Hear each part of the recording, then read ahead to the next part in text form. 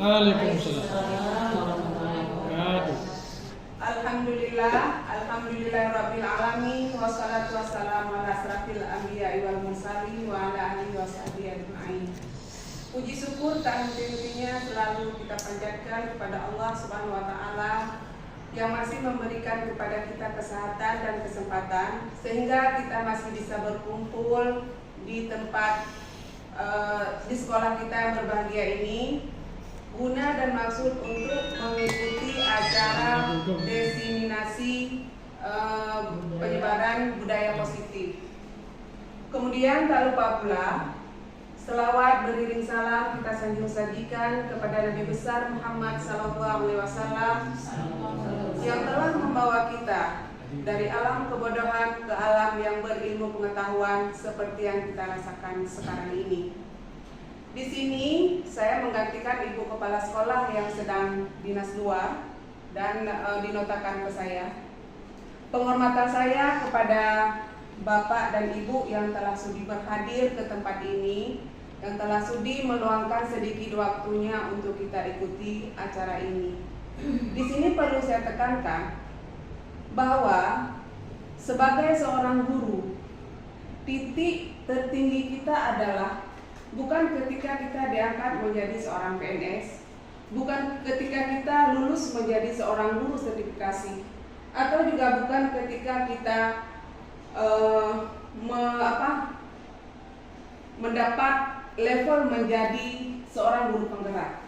Tetapi titik tertinggi kita sebagai seorang guru adalah ketika kita selalu dinantikan, kehadiran kita diharapkan oleh objek kita, yaitu anak didik, peserta didik, siswa kita di kelas. Seandainya kita tidak hadir, mereka akan bertanya, Bu, kemarin kemana? Ibu nggak hadir. Itulah titik tertinggi kita menjadi seorang guru. Bukan ketika kita diangkat menjadi PNS ataupun menjadi guru sertifikasi dan juga menjadi guru penggerak. Tapi di sini guru penggerak adalah salah satu cara untuk kita untuk menggapai level kita tertinggi, yaitu menjadi guru. Di guru penggerak salah satunya cara kita mendapatkan banyak ilmu. Di guru penggerak ini kita mendapatkan berbagai metode, berbagai macam cara untuk membuat anak didik kita seperti yang kita harapkan nanti pada akhirnya dia bisa menjadi peserta didik yang bisa diandalkan di kemudian hari. Kemudian pada acara ini saya mengharapkan kepada Bapak Ibu yang telah berhadir di sini untuk bisa mengikuti dengan baik sehingga kita memperoleh hasil yang baik pula. Kemudian juga ingin saya sampaikan bahwa apapun nanti yang disampaikan atau yang disebarkan, karena diseminasi ini adalah penyebaran isu positif. Apapun yang disebarkan oleh guru hebat kita ini bisa kita aplikasikan di tempat kita bekerja, bisa kita aplikasikan di sekolah kita khususnya. Dan lebih baik lagi kalau bisa kita aplikasikan ke masyarakat luas, masyarakat yang masih awam dengan dunia pendidikan. Kemudian juga terima kasih saya kepada guru-guru yang telah hadir di sini sehingga acara ini bisa membawa kita menjadi guru yang lebih baik ke depannya. Terima kasih dengan waktu yang telah diberikan kepada saya. Kemudian untuk menghemat waktu, acara ini saya serahkan kepada Ibu Nurhayati yang akan menjadi petugas pada hari ini. Kemudian waktu dan tempat saya serahkan Bu Nurhayati. Terima kasih. Assalamualaikum warahmatullahi wabarakatuh.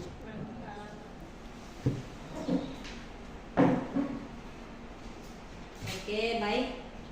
Sebelum saya mulai acaranya, kita masuki ke dalam acara, saya punya pantun, ya. Pantun pembuka, yaitu pantunnya: pergi ke toko membeli parfum, dapat hadiah sepotong coklat. saya ucapkan Assalamualaikum. Semoga presentasi ini bermanfaat. Assalamualaikum warahmatullahi wabarakatuh. Waalaikumsalam warahmatullahi wabarakatuh. Bismillahirrahmanirrahim. Alhamdulillahirabbil alamin. Wassalatu wassalamu ala asyrafil anbiya'i wal mursalin wa ala alihi wa sahbihi ajmain, amma ba'd. Puji dan syukur marilah sama-sama kita panjatkan kehadirat Allah Subhanahu wa taala yang telah memberi kita kesehatan, sehat badan, sehat pikiran, dan masih bisa berkumpul, bercanda tawa dengan teman-teman semuanya. Dan alhamdulillah, insya Allah kita akan bisa mempresentasikan yaitu diseminasi penyebaran tentang budaya positif yang akan saya sampaikan sebentar lagi. Baik, selanjutnya selawat beriring salam, marilah sama-sama kita sanjung sadikan keharibaan Nabi besar Muhammad sallallahu alaihi wasallam yang telah membawa kita dari alam jahiliyah menuju alam yang berilmu pengetahuan yang kita rasakan pada saat ini. Selawat beriring salam pula kepada al dan sahabat beliau sekalian yang seimbang bahu, seayun langkah demi menegakkan kalimatul haq, la ilaha illallah Muhammadar Rasulullah. Sungguh saya sangat berterima kasih kepada Bapak Ibu yang meluangkan waktunya untuk berpartisipasi dalam acara diseminasi budaya positif yang akan dipresentasi sebentar lagi. Yang saya hormati kepada Ibu Kepala Sekolah yang tidak berhadir karena ada studi banding ke Padang. Yang saya hormati kepada Ibu Wakasek, yaitu Ibu Roslina, dan yang saya hormati kepada rekan-rekan semuanya ya, guru-guru yang baik. Alhamdulillah sangat bersyukur, saya sungguh terharu ya dengan kehadiran ibu-ibu. Baik, di sini tujuan dan maksud saya di sini adalah menyampaikan budaya positif. Semoga penyebaran informasi yang akan disampaikan sebentar lagi bisa kita terapkan di sekolah kita ya. Tidak akan menghasilkan suatu budaya positif di sekolah kita ataupun di kelas kita tanpa ada dukungan Bapak Ibu, tanpa ada kolaborasi. Saya pribadi sangat mengharap kerjasama dari guru-guru semuanya ya untuk menerapkan budaya positif di sekolah kita agar menjadi sekolah yang baik. Setidaknya ada sedikit perubahan dari dulu ke sekarang ya, jangan begitu-begitu aja. Baik, saya akan mempresentasikan presentasinya ya.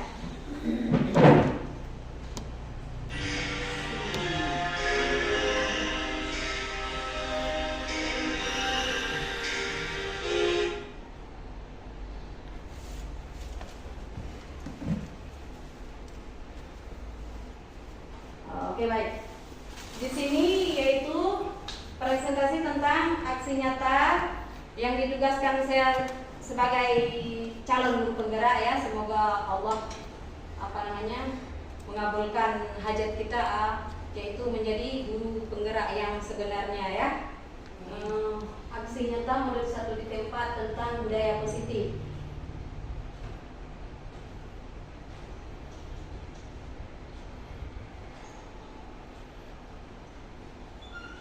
Ya baik, di sini dalam budaya positif ada konsep intinya yaitu perubahan paradigma belajar yang pertama, yang selanjutnya disiplin positif, selanjutnya 5 posisi kontrol, berarti yang akan kita bahas sebentar lagi. Habis itu segitiga restitusi, kebutuhan dasar manusia, keyakinan kelas, dan motivasi perilaku manusia.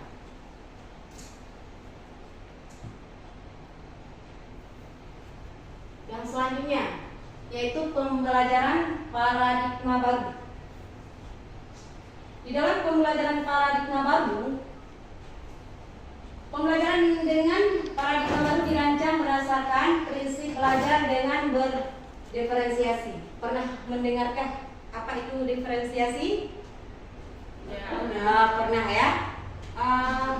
Kira-kira coba bisa Ibu Wakaseng menjelaskan apa diferensiasi yang Ibu ketahui? yang saya ketahui pembelajaran berdiferensiasi itu pembelajaran yang maksudnya di dalamnya itu tingkat kemampuan belajar peserta didik itu tidak sama, meskipun kita tahu bahwa tidak ada anak yang bodoh, tetapi hanya tingkat kecerdasannya saja yang tidak berlevel sama tinggi gitu. Itu yang saya tahu. Ya, mantap. Terima kasih Bu. Ya, mantap sekali jawabannya sesuai dengan yang kita maksud. Sehingga setiap siswa belajar sesuai dengan kebutuhan untuk mewujudkan profil pelajar Pancasila. Di dalam pendidikan menurut PHD adalah menuntut segala kodrat yang dimiliki anak agar ia mencapai keselamatan dan kebahagiaan, baik sebagai manusia maupun sebagai anggota masyarakat.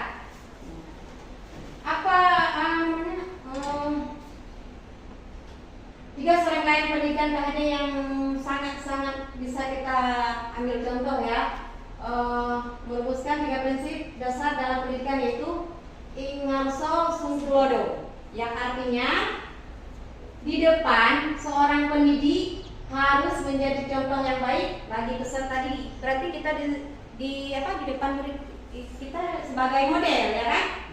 Istilahnya Mesin fotokopi. iya, kalau bagus kita tampilkan, dia akan bagus juga, insya Allah ya. Pokoknya kita ini sebagai model kalau di depan peserta didik.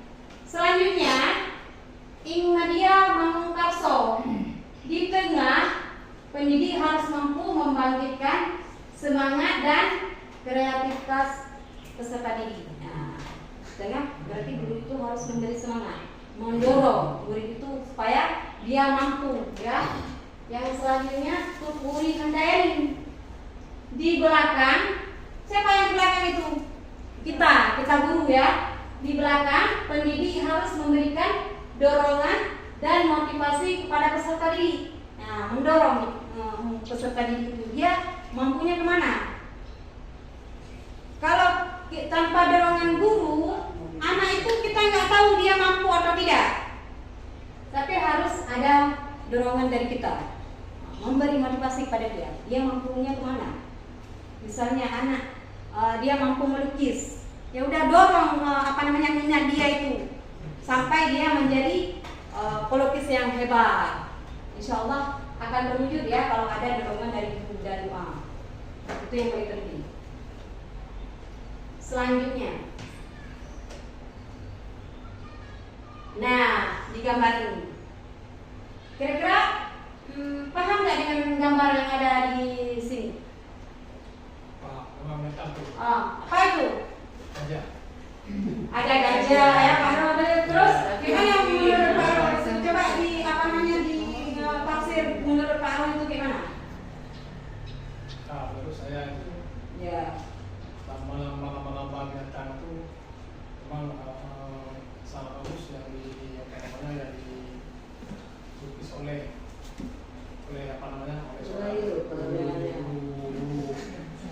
guru penggerak. Ya. Terus? Ya, jadi menurut saya itu bagus, kan mungkin prinsipnya anak-anak bisa melihat dan tahu mungkin lebih baik untuk penilaian yang lebih bagus pada anak. Ya, thank you, bagus sekali ya. Apa itu? Oke, baik. Itu menurut imajinasi masing-masing ya, menurut bayangan masing-masing. Tapi di sini kita menjelaskan yaitu kodrat alam. Apakah kodrat alam dengan situasi yang ada di gambar itu cocok enggak? Di situ dibilang kan agar adil peserta harus menjalani ujian yang sama. Silakan Anda panjat pohon di belakang Anda. Nah, Kira-kira gajah bisa nggak dia manjat pohon? Tidak. Mungkin. Memang kalau kita lihat menggali secara itu adil, tapi kita tidak menyesuaikan dengan bakat dan minat dia, ya kan? Habis itu yang cocok, yang manjat pohon itu kira-kira siapa? Monyet. Iya, monyet. Itu cocok. Siapa tuh? Si penguin ya? Penguin. Masa kita suruh manjat pohon, ya kan? Nggak mungkin. Cuma monyet ya. Nggak logis ya. Terus di sampingnya, terus di sampingnya juga bisa. Ya. Pak, oh ya burung ada burung. Berarti tugas kita sebagai guru di sini adalah menyesuaikan alam dia itu bagaimana. Misalnya, istilahnya kita bilang kita ini enggak kampung-kampungan kali ya kan, tinggal sekolah kita ya kan. Jadi kita sesuaikan dengan lingkungan dia itu, bagaimana lingkungan sekolah kita di sini. Itu yang namanya kodrat alam ya. Yang selanjutnya kita kembali lagi kita tidak hanya menyesuaikan pembelajaran itu dengan kodrat alam saja, tapi harus kita sesuaikan juga dengan kodrat zaman. Ya, seperti dulu itu apa? Perubahan kurikulum, ya kan? Perubahan kurikulum itu dari CBS habis itu ganti lagi apa Kuros? K13, KTSP. Yang tujuannya itu KTSP dulu ya, KTSP dulu habis itu K13, habis itu direvisi lagi jadi 17 ya kan? K13 revisi 2017. Ya kan?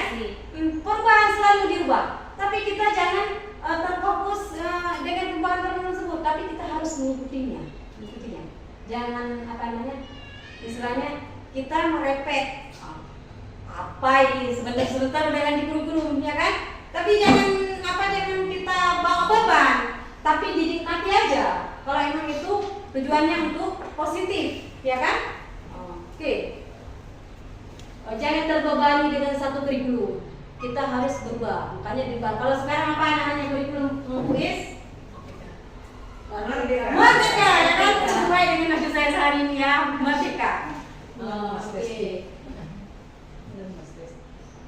Selanjutnya, nah di sini posisi kontrol. Kita kira-kira berada di mana? Posisi kontrol di sini ada 5 posisi kontrol. Yang pertama, Yang pertama nggak apa-apa, saya baca aja ya. Yang pertama hukuman bisa berupa hukuman fisik maupun verbal. Keinginan ya, keinginan bisa berupa hukuman fisik maupun verbal. Yang kedua, penghukum. Penghukum bisa berupa hukuman fisik maupun verbal. Yang kedua, pembuat orang merasa bersalah. Guru berceramah dengan bahasa lemah lembut. Yang ketiga, jadi teman. Posisi kontrol kita membantu layaknya teman. Yang selanjutnya sebagai pemantau, yaitu memonitor dan mengawasi. Yang selanjutnya manajer, membantu siswa bertanggung jawab dan mencari solusi atas permasalahannya. Kira-kira di dalam 5 posisi kontrol tersebut kita berada di mana yang sudah ada? Apakah semuanya sudah tercover?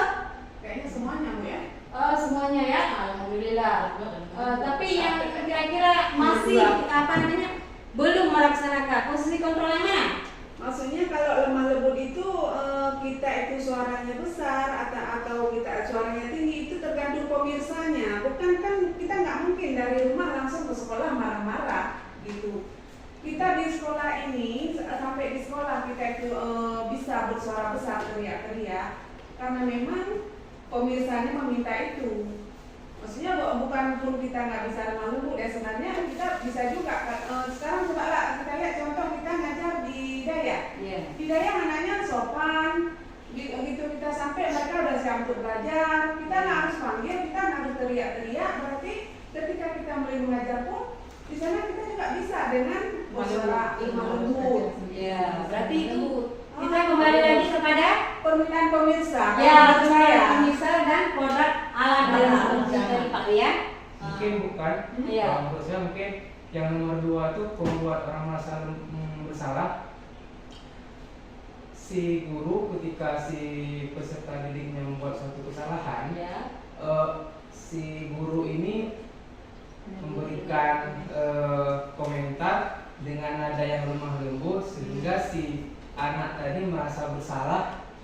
melakukan sampai mentalnya down. Oh iya iya iya.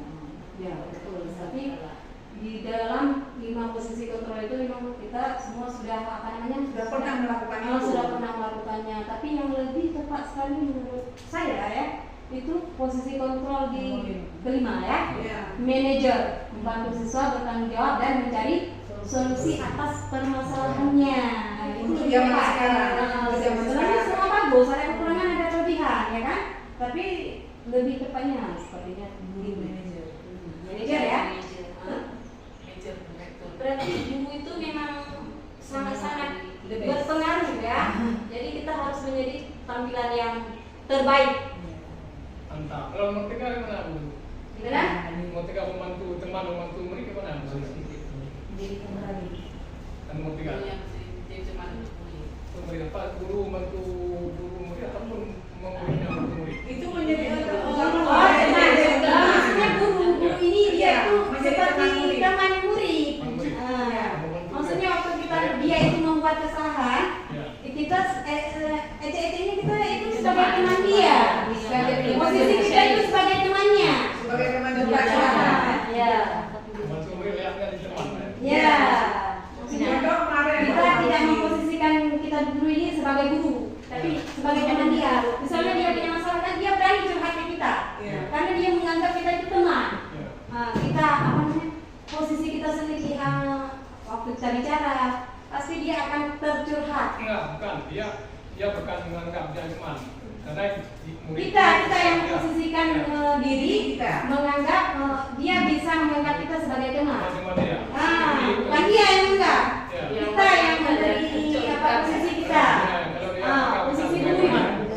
bukan. Nah, posisinya saja. Bukan berarti bukan berarti kita itu memang menjadi teman dia enggak. Posisi waktu Contoh kita kemarin menyampaikan. kejadian si apa? Yang ponakannya bang yang jualan mie. Ya. Ketika dia sedang ada masalah besar itu, kami dekati, mau dia bercerita kenapa sampai ini terjadi. Nggak tahu lah Bu, saya minta maaf karena memang sudah terlanjur. Tapi mungkin pergaulan saya yang salah. Nah, ketika dia curhat dengan saya seperti itu dia ngomong. Ya, berarti kita bisa memaklumi bahwa kesalahan ini bukan pada saat itu terjadi, tetapi memang sudah lama berlangsung. Karena ketika dia melakukan kesalahan kecil, mungkin ada dorongan dari temannya dan tidak ada kurang larangan dari keluarganya, itu bisa jadi besar. Itu contohnya. Karena saya sudah pernah memposisikan diri saya sebagai teman curhatnya. Gimana tahu? Ya. Puas dengan jawabannya? Oke, ya, bagus. Oke. Mantap. Oke, yang selanjutnya 5 posisi kontrol. Ada 5 posisi kontrol yang diterapkan seorang guru, orang tua ataupun atasan dalam melakukan kontrol. Seperti yang kita bahas tadi ya. Guru berbuat, guru berkata dan hasilnya. Berarti guru berbuat. Habis itu apa tadi? Sebagai penghukum. Kalau misalnya guru berbuat sebagai penghukum itu bagaimana? Menghardik, merujuk, menyakiti. Pokoknya posisi kontrol yang kita jelaskan tadi. Tapi kalau menghardik sekarang nggak bisa lagi Bu ya? Iya, makanya kan kita jangan salah ambil posisi kontrolnya, itu maksudnya. Harus sesuai dengan posisi kontrol yang tadi, yang 5 tadi itu yang lebih tepatnya. Jangan sebagai penghukum. Iya. Kalau penghukum itu, kalau jangan sekarang mana Kita waktu duluan lagi ya. Kita duluan yang dihukum. Iya. Bukan peserta didiknya. Oke.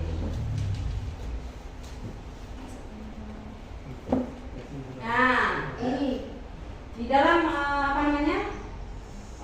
menyelesaikan masalah kita di sini dalam budaya positif itu bisa menerapkan segitiga restitusi. Yang pertama yaitu menstabilkan fasilitasi tindakan yang salah. Bu. Apa fasilitasi tindakan yang salah? Seperti pertanyaannya begini. tentu punya alasan mengapa kamu melakukan itu. Iya. Adakah cara yang lebih efektif untuk mendapatkan apa yang kamu butuhkan? Selanjutnya, menstabilkan identitas. Pertanyaannya begini, setiap orang pasti pernah melakukan kesalahan. Kamu bukan satu-satunya yang pernah melakukan ini. Nah, kita juga pernah melakukan kesalahan. Kita menyampaikan pada si itu, biar dia itu enggak ini, biar lebih pede ya, maksudnya enggak down seperti Bapak Wahab bilang tadi kan, dia enggak down. Cara penyampaian kita untuk dia mengakui kesalahan yang dia buat, ya. Besok menanyakan keyakinan kelas apa yang telah kita sepakati. Nah, kita tanya sama dia, sama orang yang berbuat salah tadi. Kita panggil misalnya ke kantor, ya kan? Jadi kita tanya, besok kamu ingin menjadi orang yang seperti apa? Tadi kan kita udah buat keyakinan kelas di kelas. Misalnya dia buat kesalahan tentang datang terlambat. Keyakinan kelasnya apa? Datang tepat waktu. Berarti dia sudah melakukan kesalahan atau sudah menantang dengan kesepakatan kelas yang mereka buat, yang sudah disepakati di kelas, ya. Berarti lebih tepatnya kita untuk menyelesaikan masalah tersebut kita menggunakan segitiga restitusi. Apa nanti restitusi apa bu? Kurang mengerti katanya. Itulah segitiga restitusi itu sebagai apa namanya metode, ya, metode, yaitu ada validasi tindakan yang salah, menstabilkan identitas, menanyakan keyakinan. Itu maksud dari segitiga restitusi. Kemudian jawabannya yang anak berbuat kesalahan itu apa itu? Itu maksudnya yang mana Pak? Enggak, itu kan kemudian apa yang telah kita sepakati, kemudian kamu menjadi orang apa, yang jawaban untuk kita apa namanya, yang kita selesaikan untuk mereka. Itu kan jawaban kita menanyakan keyakinan. Itu guru dia menanyakan kepada si murid, menanyakan keyakinan si murid itu. Ya. Menanyakannya bagaimana? Keyakinan kelas apa yang telah kita sepakati di kelas sana. Kita tanya sama murid. Misalnya dia melanggar tadi seperti yang saya bilang tadi, datang terlambat, ya kan? Berarti di keyakinan kelas dia udah buat keyakinan kelasnya adalah datang tepat waktu misalnya. Besok kamu ingin menjadi orang yang seperti apa? Dia mau, maksudnya apakah dia mau berubah atau bagaimana? Gitu baru. Apa dia besok akan terlambat juga? Atau dia mau berubah, memperbaiki kesalahan yang telah dia buat? Gitu. Paham? Gini Pak Ro, sebenarnya keyakinan kelas itu sudah kita sepakati sebelum kita mulai pembelajaran. Itu misalnya sama juga dengan aturan-aturan yang berlaku di sekolah. Misalnya memakai baju seragam, memakai sepatu. Ketika dia melanggar salah satu itu, kita kan harus sudah punya konsekuensi ketika kita buat aturan itu. Sebelum dia melakukan pelanggaran itu sudah ada konsekuensi yang sudah dia tahu. Misalnya dia bawa HP, ketahuan bawa HP, kita ambil HP itu, kemudian dikembalikan pada saat nanti dia lulus. Itu salah satu contoh keyakinan yang disepakati. Maksudnya aturannya kemudian ada konsekuensinya. Ketika tahu, anak-anak harus tahu itu. Dia kesepakatan kelas baru kan memang dapat buat kelas dia. Kalau peraturan itu lain lagi. Ini kesepakatan yang dia buat sama-sama dengan guru. Dia inginnya kelasnya bagaimana?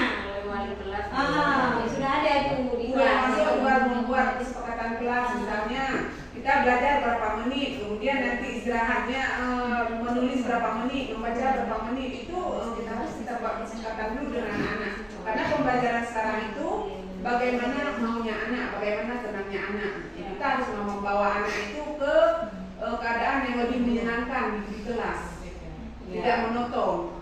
Sementara anak Bukan dengan kemauan kita. Paling bandel hukumannya itu mana? Ada makanya kalau tidak udah menulis nanti bagaimana melanggar dengan hukumannya. keyakinan dia, kita panggil dia dengan menerapkan segitiga restitusi tadi. Ini bukan anak masalah ya. Tak mati ini upah. Enggak apa-apa kan kita di sini presentasinya untuk. Maksudnya gini, Pak Dono datang konten. Itu Enggak itu menjadi hidup, jadi tidak monoton di rumah saja.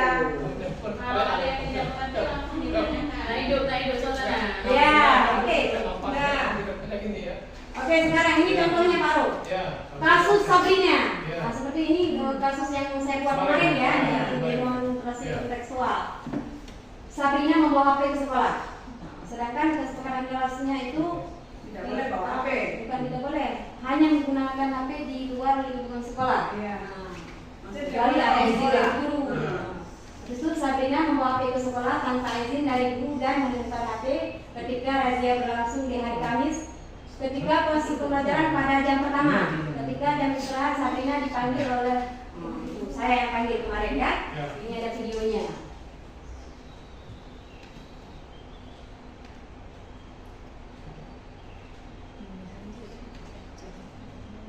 Bawa lagi kemana ya?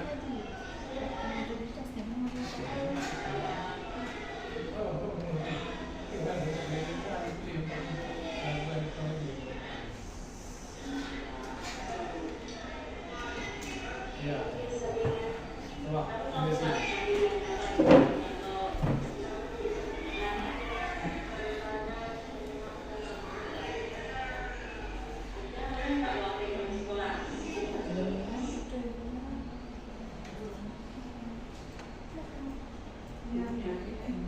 Ya, sini.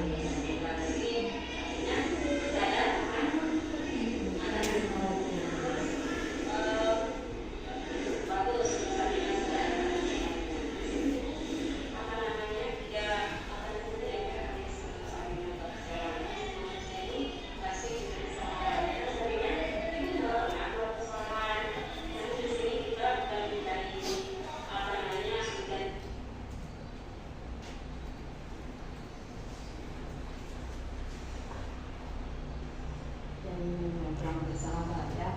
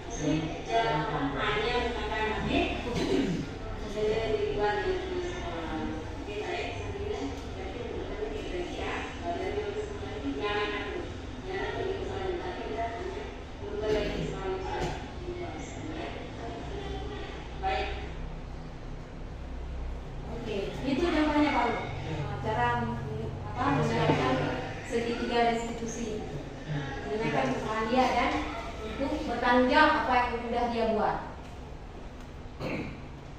Yang selanjutnya, yang selanjutnya yaitu tujuan. Tadi kita sudah buat restitusi yang sesuai dengan video tadi ya kan? Jadi tujuan restitusi apa tujuannya?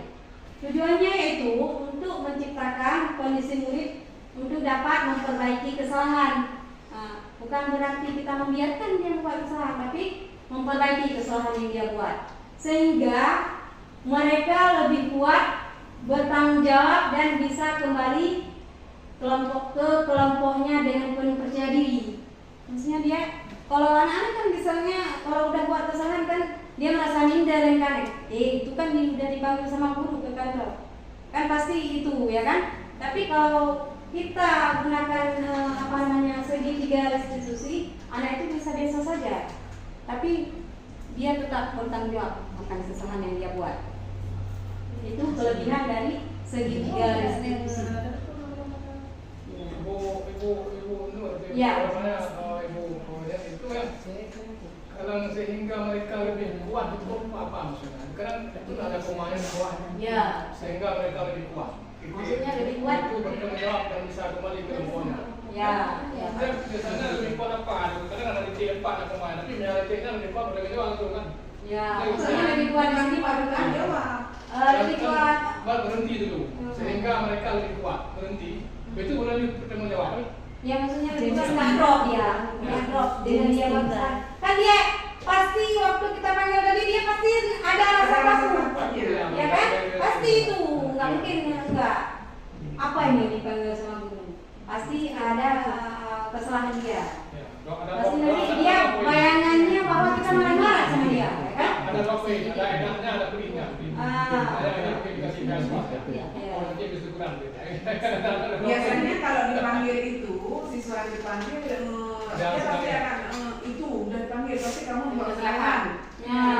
Coba lihat nanti kamu pasti dihukum. Itu pasti itu udah bahasa pasti dari kawannya yang di kelas. Karena kan ketika kita panggil, yang datang kan cuma yang terpanggil. Yang sisanya itu kawan-kawannya itu pasti akan memberikan bahasa-bahasa yang memang membuat dia merasa takut, minder. Jadi dengan ini kalau menurut saya Bu Nur ya, dengan restitusi itu, segitiga restitusi itu bisa membuat anak itu merasa kan saya nggak melakukan kesalahan, andai pun saya melakukan kesalahan nanti kan nggak mungkin saya dihukum gitu. Dia merasa nggak merasa takut, nggak merasa minder. Dia nggak merasa kalaupun dia membuat kesalahan nanti pasti ada jalan keluarnya. Ya, ada solusinya. Ada solusinya. Itu kalau menurut saya. Ya, bagus. Tapi dengan apa namanya, kita tetap memberi tanggung jawab kepada dia. Kebebasan berbicara di sini lebih diutamakan, benar ya? Ya, cuman mengajak dia itu kan dengan itu, dengan dia bisa memposisikan diri itu seperti semula, nggak ada rasa takut, hilang. Ya, berarti kita di sini hanya mengharapkan dia itu setelah melakukan kesalahan dia bisa bertanggung jawab dan memperbaiki kesalahannya itu tanpa dengan cara kita hukum gitu. Nggak lagi kita kasih hukuman, kita cuma menyadarkan dia bahwa yang kamu lakukan ini salah gitu, karena tidak sesuai dengan kesepakatan kelas. Jadi kita beri motivasi, kita beri nggak mengulangi kembali kepada yang kesalahan yang kemarin. Iya seperti itu. Lebih baik dari mereka. Ya. Oke, ciri-cirinya bagaimana? Bukan untuk menebus kesalahan, namun untuk belajar dari kesalahan. Nah, seperti Ibu Roslan bilang ya. Habis itu memperbaiki hubungan. Tawaran bukan paksaan. Tawaran kita tanya sama dia. Apa yang kamu mau? Apa yang kamu mau? Bagaimana cara memperbaiki kesalahan kamu? Bukan kita yang misalnya kamu harus begini, kamu harus begini, bukan. Tapi kita tanya sama dia, kita tawarkan sama dia. Bagaimana kamu memperbaiki kesalahan yang sudah kamu buat? Apa solusinya? Nah, justru restitusi menuntut untuk melihat ke dalam diri dia. Justru restitusi mencari kebutuhan dasar. Restitusi fokus pada solusi. Pada solusinya apa? Bukan pada hukumannya ya? Bukan pada hukumannya. Dulu masa kecil kita pasti kan pada hukumannya. Iya. Kalau kita sekolah dulu nggak buat PR, kita pasti dihukum. Dipukul telapak tangan pakai erol panjang. Kemudian berdiri sebelah kaki di depan kelas sampai jam pelajaran berakhir. Kalau sekarang itu sudah nggak bisa diperlakukan berarti dengan penghargaan hukuman. Ya, Seragam kuping, rumah menunggu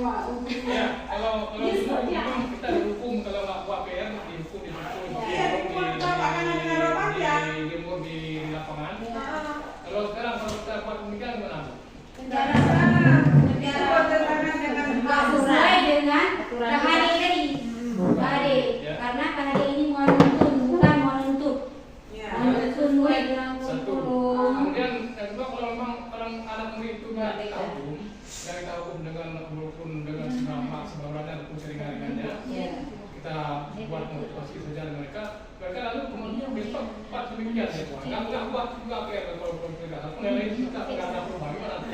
Itu kembali ke tadi, jangan bosan berkelanjutan, jangan bosan mengingatkan. Jangan bosan mengingatkan, berkelanjutan tadi tanya lagi apa kesalahan yang dia buat yang sudah menentang dengan keyakinan kelas. Ya. Sampai dia sadar, tanyakan tiap kali. Sudah sadar? Nggak ngerti kalau memang nggak sadar sampai dia merasa dari tempat kita. Ya, pokoknya ini adalah memberi bimbingan, menjadi manajer yang baik. Tugas guru hanya membimbing. Kalau nggak bisa dikeluarkan di sekolah ini. Oh enggak ada istilah dikeluarkan dari Kita sekolah. cari solusi sama-sama. Untuk sekarang PPP nggak boleh lagi kan? Apalagi dikeluarkan. Itu dia apa resmi, kita butuh kolaborasi. Makanya kita harus bersama. Iya. Ya, ketika Bunur tidak sanggup lagi nanti dia bisa minta tolong kawan, misalnya minta tolong sama Buis, ini tolong, ini dikasih ini karena sama saya sudah nggak Gampang lagi. Mungkin sama Buis kan ketika kita berbicara bahasa yang kita gunakan itu kan bisa jadi berbeda. Misalnya kalau saya kan tekanan bahasa saya itu kan tekanan tinggi.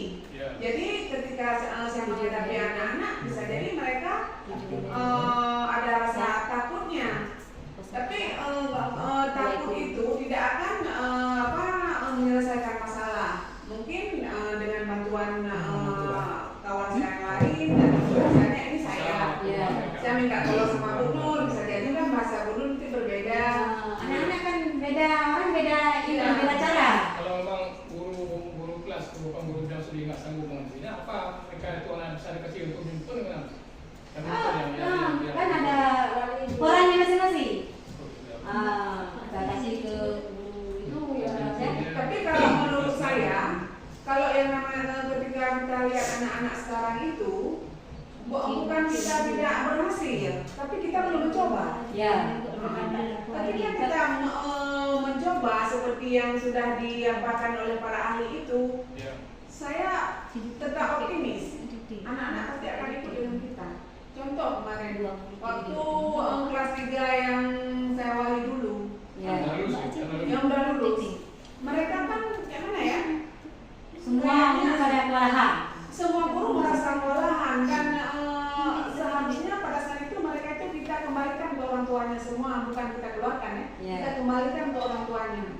Tapi mungkin dengan karakter saya keras karena memang mereka keras, insya Allah bisa kita dekati.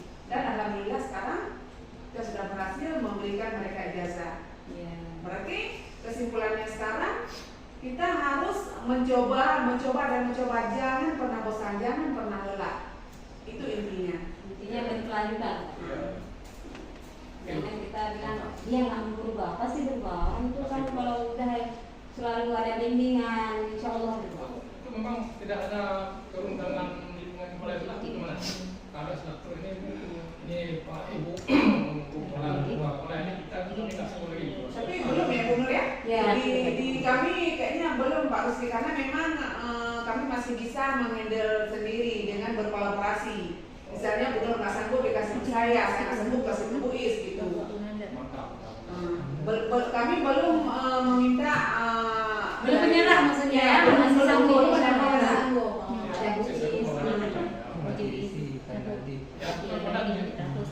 Oke baik, saya rasa ini sudah pada loyo-loyo semua ya. Sekarang supaya ibu tidak bosan atau tidak loyo kan, waktunya sudah siang ya. Jadi saya punya ice breaking satu. Kalau paruh tidak mungkin nggak apa-apa ya. Ice breakingnya kalau saya bilang siapa nih? Marinya itu berarti tangannya di sini. Marina. Ya, menari berarti tangannya menari ya. Habis itu di atas, kalau di atas gini. Kalau menara berarti begini. Ambil dulu berdiri aja biar ini biar ya. Ya. Kalau berdiri nggak usah saya berizin karena ibu melihat ya di atas menari. Ada siap. Atas dulu ya, atas dulu. Marina. Menari di atas menara. Marina. Menari di atas menara. Nah, berarti sesuai dengan instruksi ya. Kalau instruksi di atas berarti di sini. Menara di sini, Iya, ya kan? Oh, oke, fokus ya. Bagus. Marina menari di atas. Mari. Ke atas ini. Berarti nggak bagus. Ingat kata-katanya gitu ya. Sekali lagi ya. Marina Ya, menarik. menari Oh ya. di atas menara. Oke, bagus. Tepuk tangan untuk Marina. Bisa ingat berarti ada di sini. Menara di atas di sini. Bisa Wis? Belum Marina. Ini ada yang dengar ya, di Marina.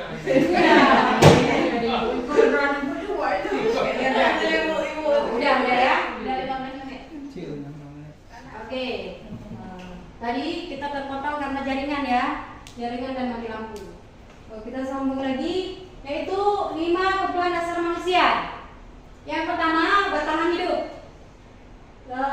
Yang kedua, kasih sayang dan rasa diterima. Yang ketiga, penguasaan. Yang keempat, kebebasan. Yang kelima, kesenangan. Semua pasti kita itu adalah kebutuhan dasar yang harus kita miliki ya. Pasti semuanya ingin seperti itu. Ya apa bukan? Benar. Iya kan? Yes. Oke. Selanjutnya, keyakinan kelas. Keyakinan kelas seperti yang kita bilang tadi. Mengapa kita memiliki peraturan tentang penggunaan helm pada saat mengendarai motor? Nah, itu contohnya, contoh yang bisa dikaitkan dengan keyakinan kelas yang kita buat. Nah, kira-kira apa jawabannya? Kenapa kita memakai helm? Biar aman. Untuk aman. Berarti Melindungi untuk kepala. Melindungi. melindungi Isi ya kan? orang ya. Nanti nilai kebajikan di situ apa? Melindungi diri. Melindungi diri ataupun menjaga keamanan ya. Menjaga keamanan. Habis itu pertanyaan lagi, mengapa kita memiliki peraturan tentang penggunaan masker dan mencuci tangan setiap saat? Dan melindungi diri juga. Biar Kita bersih. melindungi diri. Biar bersih ya. Berarti di situ mempunyai nilai kebajikan Melindungi diri. menjaga Kesehatan. ya, melindungi sama juga ya. Habis itu mengapa keyakinan kelas atau mengapa itulah yang seperti kita bilang tadi Pak Rusli. Ya. Ada keyakinan kelas, ada peraturan sekolah. Tidak memada dengan Peraturan dengan sekolah. peraturan sekolah, tapi harus juga kita bentuk lagi di kelas itu keyakinan kelas. Bagaimana yang mau murid? Kalau peraturan sekolah itu ketentuan yang sudah ditentukan oleh sekolah. Sedangkan keyakinan kelas ini adalah kesepakatan kelas yang kita buat antara murid dan Guru. guru. Itu Pak, ya. Ya. Kalau peraturan mau nggak mau murid Mau kamu harus ikuti. Tapi kalau keyakinan itu kemauan dia, Iya. harus dia jalankan karena dia sudah buat. Tapi tetap urusannya di kita juga, Bu ya. Ya, jangan asal membuat tapi tidak melaksanakan ya. Kebersihan kelas dan dalam di luar kelas ya. Berarti yang kerja. Nah, ini contoh keyakinan kelas yang kedua. Ini karena saya cepat karena ditambah tidak ini panjang kali ini, jadi nggak sempat saya pakai ini.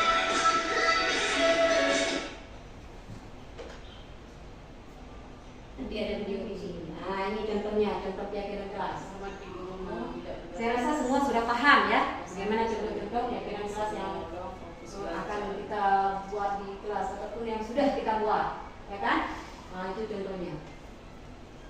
Hormati gurumu, tidak berkata kotor, saling hargai, saling menyayangi, sopan santun, fokus belajar, saling menolong.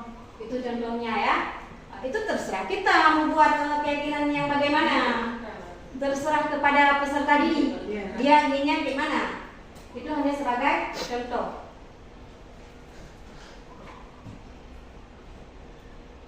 Oke, selanjutnya tips membuat keyakinan kelas. Lebih abstrak, berupa pernyataan yang universal, dibuat dalam bentuk kalimat positif. Maksudnya jangan waktu kita buat keyakinan kelas itu jangan kita gunakan kata-kata tidak. Langsung misalnya tidak boleh datang terlambat, itu kan negatif. Tapi jangan langsung ke datang tepat waktu, itu contohnya ya. Sedikit saja agar mudah diingat, nggak usah panjang, nggak usah itu. Sedikit tapi bermakna ya. Dengan tidak menggunakan kata tidak. Habis itu sesuai dengan kondisi kelas dan sekolah agar mudah diterapkan. Yang selanjutnya, semua warga kelas atau sekolah dilibatkan saat membuat. Biasanya 3 atau 7 saja. Minimal 3, maksimal 7. Ya. Oke, motivasi perilaku. Yang pertama, motivasi perilakunya menghindari ketidaknyamanan dan hukuman. Dari keyakinan kelas yang kita buat tadi. Itu terdorong kepada motivasi Pak Rusli ya. Murid melakukan disiplin karena ia takut dihukum atau motivasi intrinsik. Habis itu mendapatkan imbalan atau penghargaan dari orang lain. Itu apa namanya motivasi perilaku bermacam-macam, bukan Tendensi itu apa, Bu? Motivasi tendensi apa? di luar. Dari luar. Luar. Motivasi itu datang dari luar peserta didik. Iya. Maksudnya dia itu tidak melakukan hukuman karena memang dia takut dihukum, tidak melakukan kedisiplinan itu karena takut dihukum, bukan kemauannya sendiri, karena ada keterpaksaan. Tapi faktornya itu, dorongnya itu dari luar, bukan datang dari diri pribadinya masing-masing. Karena ada hukuman. Ya, karena cuma dia takut dihukum aja. Makanya saya datang cepat karena saya takut dihukum. Sebenarnya nggak boleh seperti itu. Iya. Dia itu datang ke sekolah itu tepat waktu karena memang itu ada sadar dirinya bahwa dia sedang membuat keyakinan kelas. Seperti berarti motivasi perilaku yang lebih tepat itu kalau Ya. menghargai nilai-nilai kebajikan diri sendiri. Bukan keterpaksaan dari orang atau dari apa, tapi dari kita sendiri. Iya. Murid melakukan disiplin diri karena sadar akan nilai kebajikan dirinya. Itu Berarti berarti faktor intrinsik dari dirinya. diri dia, bukan dia takut hukuman, bukan apa. Bukan disuruh Ya, orang tua. dari kesadarannya ya, dari kesadaran tadi.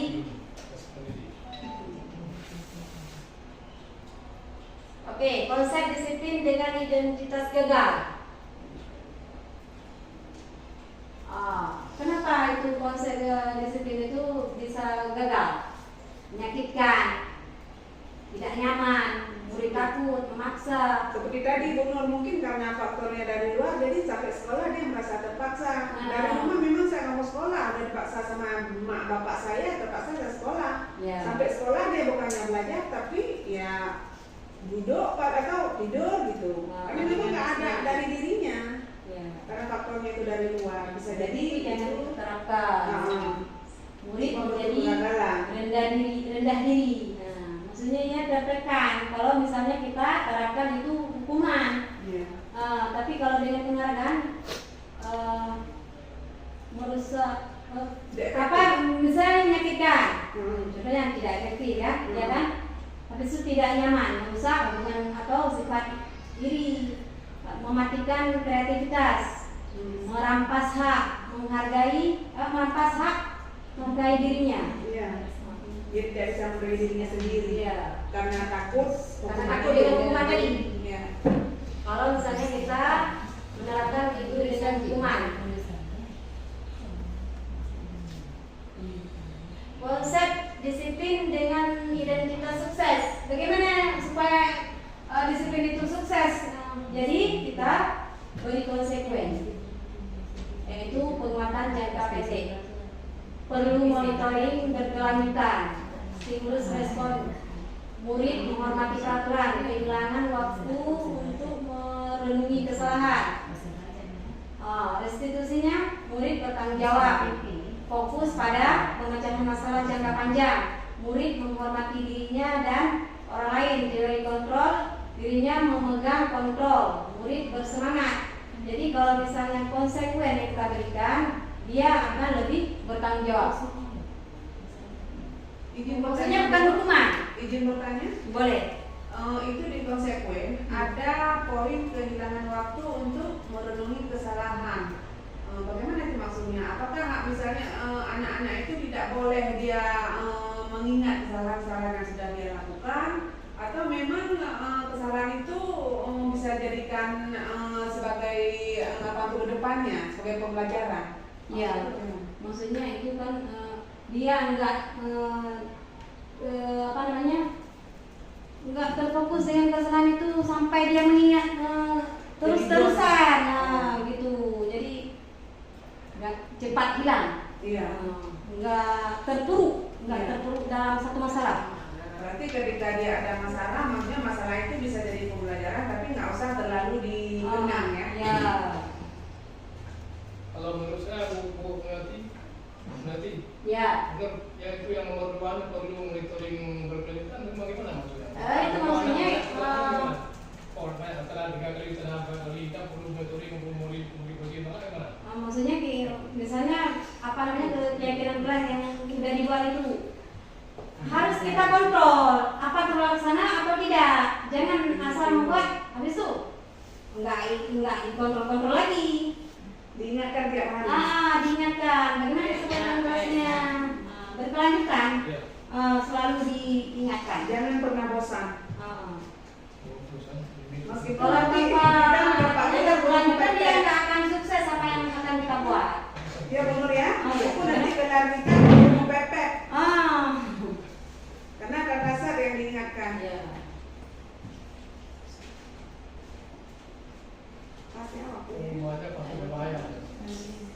Ini ada pertanyaan ya. Kasus terlambat.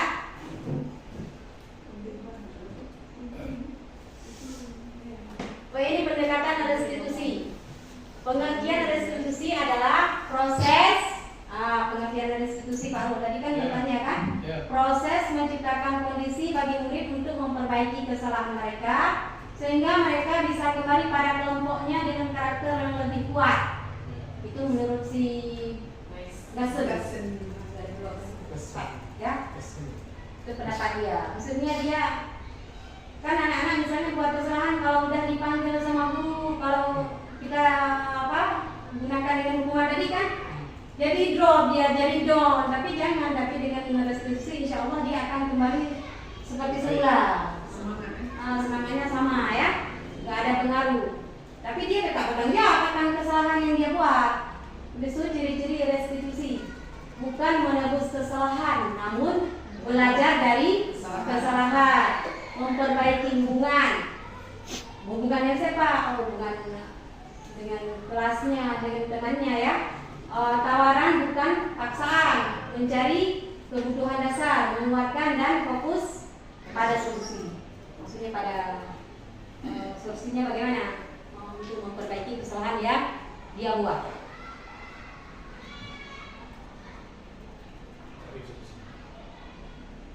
Oke, ini ada kasus-kasus terlambat. Siswa terlambat disuruh menulis kata. Ini maksudnya apakah itu hukuman atau konsekuensi ya? Siswa yang terlambat disuruh menulis kata, saya tidak akan telat lagi sebanyak 5 lembar kertas. Ini hukuman apa? Hukuman. Ya, hukuman. Berarti bisa membedakan antara hukuman dengan konsekuensi. Habis itu siswa terlambat diminta membersihkan toilet umum sampai bersih, baru bisa masuk. Hukuman apa konsekuensi? Hukuman. Oke, bagus. Berarti paham yang sudah saya sampaikan. Siswa terlambat mencatat ketinggalan materi mata pelajaran jam pertama yang mereka lewati. Konsekuensi apa hukuman? Ya, konsekuensi. Maksudnya kita tetap berbuat walaupun ini ya. Siswa terlambat berlari mengelilingi lapangan upacara sebanyak 10 kali putaran. Hukuman, bagus. Siswa terlambat ditahan tidak bisa mengambil jam istirahat karena harus menyelesaikan tugas. Apa ini? Konsekuensi. Bagi siswa terlambat tidak ada pengulangan penyelesaian materi dan dia otomatis tertinggal. Konsekuensi itu. Guru menanyakan keyakinan kelas sekolah yang telah dia langgar, kemudian membantu penyelesaian masalahnya. Konsekuensi. Guru menanyakan solusi yang tepat yang dapat dia lakukan untuk menyelesaikan kasusnya. Konsekuensi.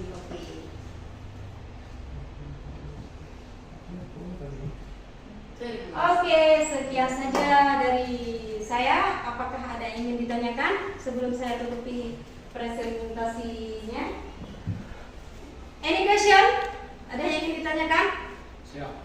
Bapak Ibu, dari penjelasan tadi, insya Allah kami sudah mengerti dan insya Allah mungkin kami akan menerapkan budaya positif ini di kelas nanti, insya Allah.